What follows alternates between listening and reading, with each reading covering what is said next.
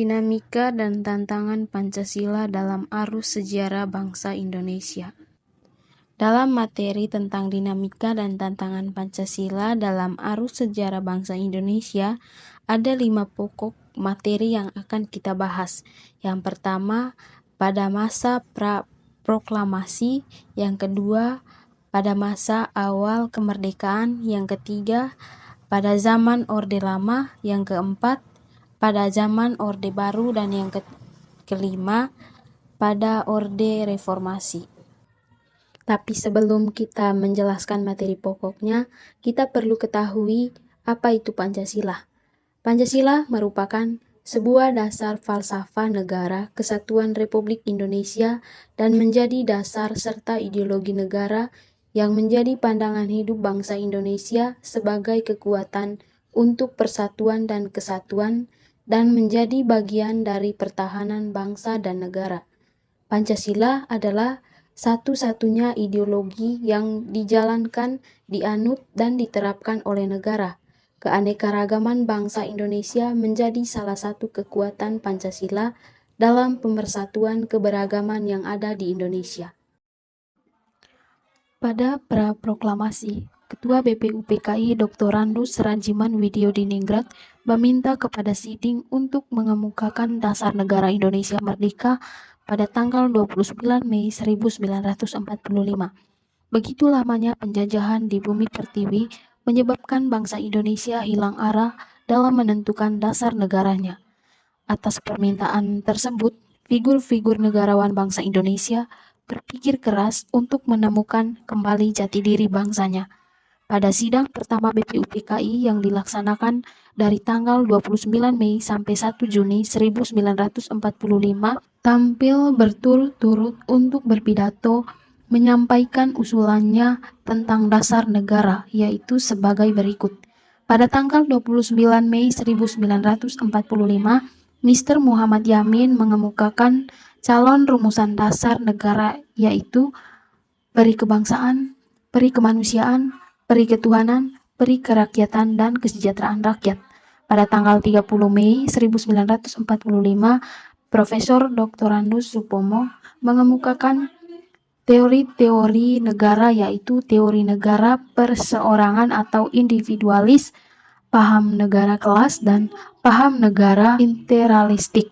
Pada tanggal 1 Juni 1945, oleh Insinyur Soekarno yang mengusulkan 5 dasar negara, yaitu terdiri dari nasionalisme atau kebangsaan Indonesia, internasionalisme atau peri kemanusiaan, mufakat atau demokrasi, kesejahteraan sosial, dan ketuhanan yang Maha Esa atau berkebudayaan.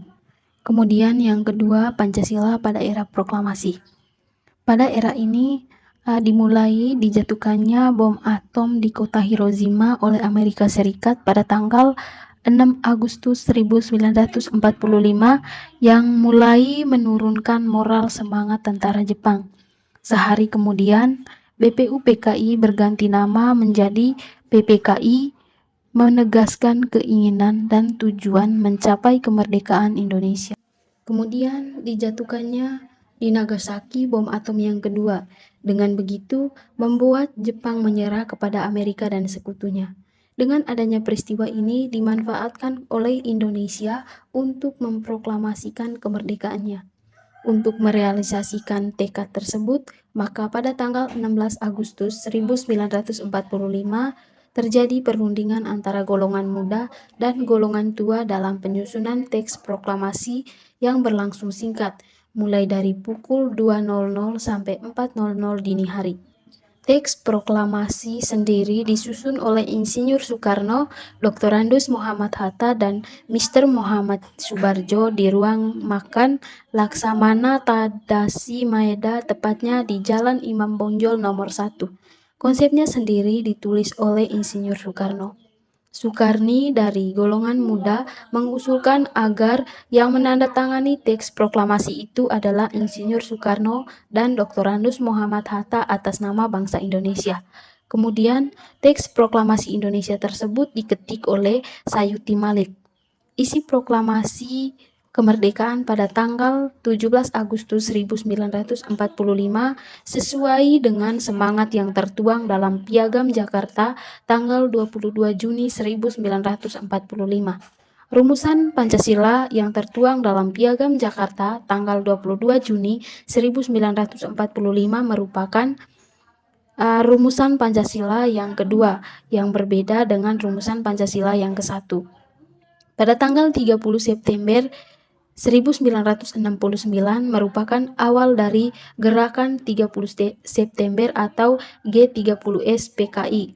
Pemberontakan ini merupakan wujud usaha untuk merubah Pancasila menjadi ideologi komunis. Pada saat itu terjadilah pembunuhan terhadap 7 orang jenderal, yaitu Jenderal Ahmad Yani, Maijen R. Suparto, Maijen M.T. Haryono, Maijen S. Parman, Brigjen D.I.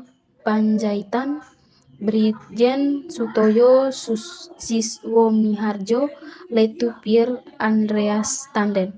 Selanjutnya pada tanggal 30 September ini diperingati sebagai Hari Pemberontakan G30S PKI dan setiap tanggal 1 Oktober diperingati sebagai Hari Kesaktian Pancasila.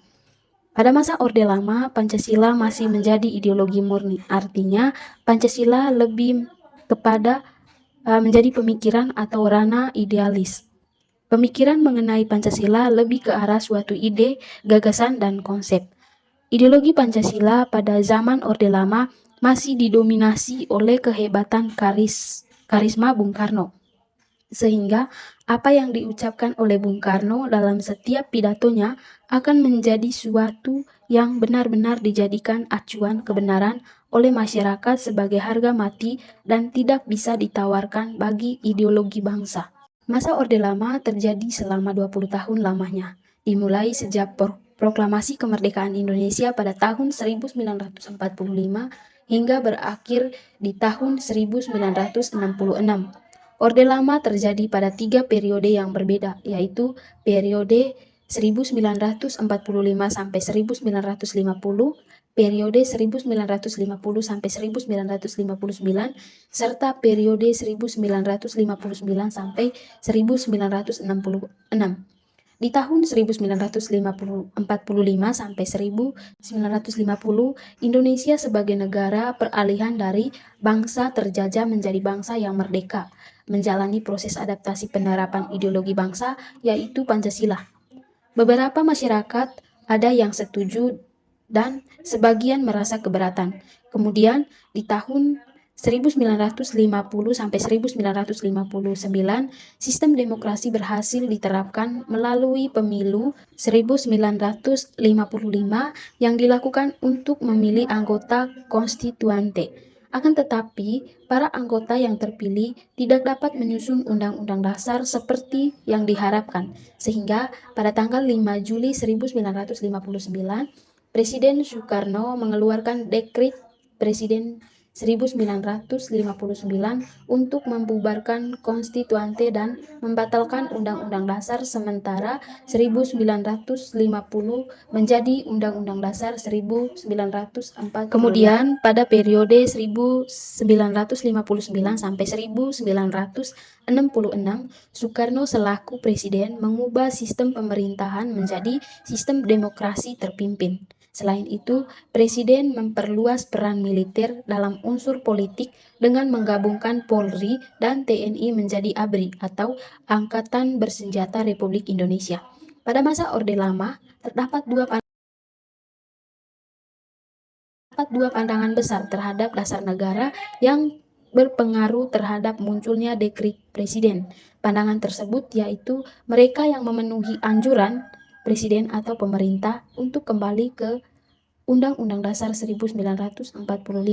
Atas kejadian tersebut menyebabkan Presiden Soekarno turun tangan dengan sebuah dekret presiden yang disetujui oleh kabinet pada tanggal 3 Juli 1945 yang kemudian dirumuskan di Istana Bogor pada tanggal 4 Juli 1959 dan diumumkan secara resmi oleh Presiden pada tanggal 5 Juli 1959 pukul 17.00 di depan Istana Merdeka.